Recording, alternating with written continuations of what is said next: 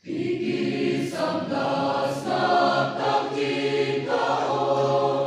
tulong kay kautran.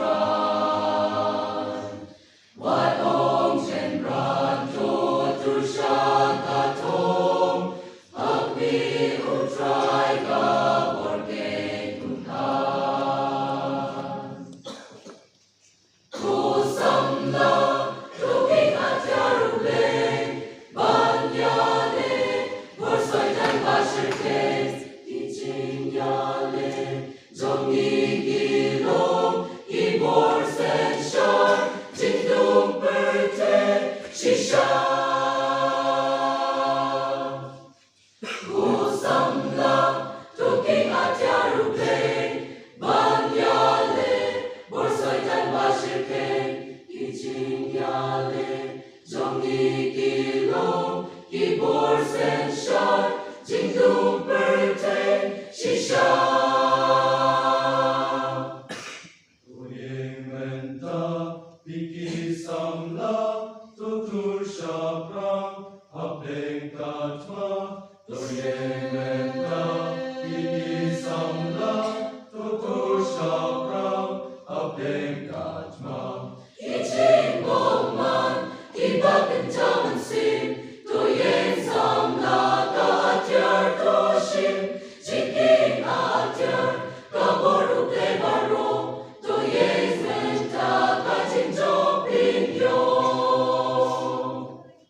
Uyementa pikisamla tutur syapra abeng katma.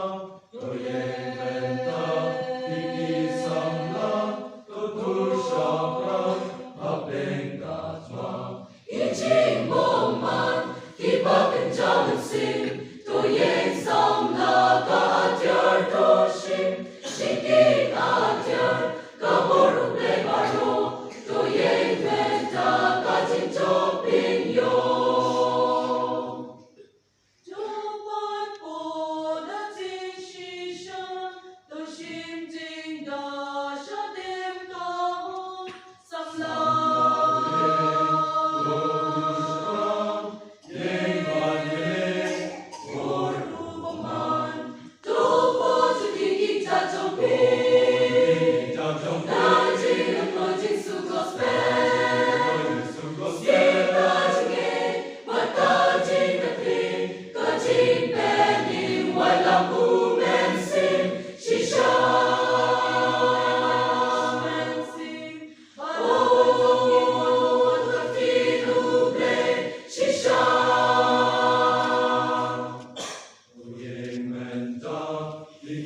Samla tutur syapra abeng katma. Uyementa pikisamla tutur syapra abeng katma. Iching boman, ibagin taman sim, doyen samla katyar toshim, jiking atyar, kaboru plebaro, doyen menta kajing jopin yo.